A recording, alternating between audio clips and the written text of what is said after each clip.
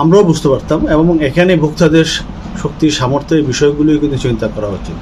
আজকে বাণিজ্য উপদেষ্টা বললেন যে এই দাম বৃদ্ধির কারণে প্রতিজনের 70 টাকা পর্যন্ত প্রতি মাসে অতিরিক্ত ব্যয় হবে। তো এখন যদি সয়াবিন তেলে আমার 70 টাকা যায়, সবজিতে আমার এরকম দাম বাড়ে, চালের মধ্যে দাম বাড়ে, তারপরে পেঁয়াজের মধ্যে দাম বাড়ে, তাহলে প্রতিটা জায়গায় যখন দাম বাড়বে প্রতি পরিবারের ক্ষেত্রে সেখানে দেখা যাবে 5 থেকে 10,000 টাকা পর্যন্ত দাম বেড়ে যাবে, খরচ বেড়ে যাবে। এই খরচগুলি মানে বহন করার সামর্থ্য সীমিত এর মানুষের আছে কিনা, সেই বিষয়গুলির দাম বৃদ্ধির ক্ষেত্রে অবশ্যই আলোচনার বিষয়।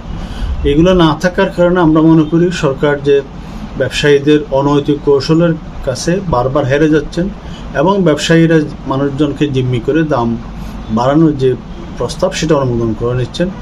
এটা কিন্তু শুভ লক্ষণ নয় ব্যবসার ক্ষেত্রে। এটা অবশ্যই একটা বাজে উদাহরণ, বাজে দৃষ্টান্ত এবং প্রতিনিয়ত এই ধরনের ঘটনাগুলি আজকে সয়াবিন তেলে হচ্ছে, কালকে অন্যান্য যে আইটেমগুলি আছে সবগুলোতে সেই ধরনের মানে মানুষকে জিম্মি করে দাম বাড়ানোর যে হেডিক এটা বেড়ে যাবে। যে বাড়তি সরকারই বাড়া দিচ্ছে, তাহলে সেখানে সাধারণ মানুষ কি করবে? অসহায়। সেখানে তো প্রতিবাদ করার বা কিছু বলার তো কিছু নেই। এখন তেল না খেয়ে তো মানুষ বাঁচতে পারবে না। তেল, লবণ, চিনি, চা পাতা, চাউল এগুলো তো নিত্য প্রয়োজনীয় জিনিস। এগুলোর দাম যদি স্বনির্ভর রাখে তাহলে আমি মনে করি সরকারের ভাবমূর্তির আরও উজ্জ্বল হবে। আপনার গভর্নমেন্টের কাছে ডাটা আছে, কোম্পানির কাছে ডাটা আছে। গত 3 মাস আগে 6 মাস আগে কী তেল আসছে, কী তেল বাজারে ঢুকছে, কী তেল ওদের স্টকে আছে, সেগুলা আসলে ভোক্তা অধিকার দেখা উচিত। তেল আইটেম আর তেল দিয়ে প্রথম রমজানে এক অবস্থা ছিল, মানে তেল নিয়ে অনেক কিছু হয়েছে, এখানে একেবারে এক অবস্থা।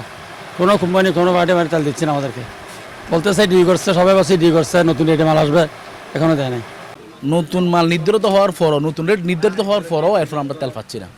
এটা কি এখন সিন্ডিকেটের জন্য হয়েছে না কিসের জন্য হয়েছে, এটা সরকারই ভালো বুঝবে।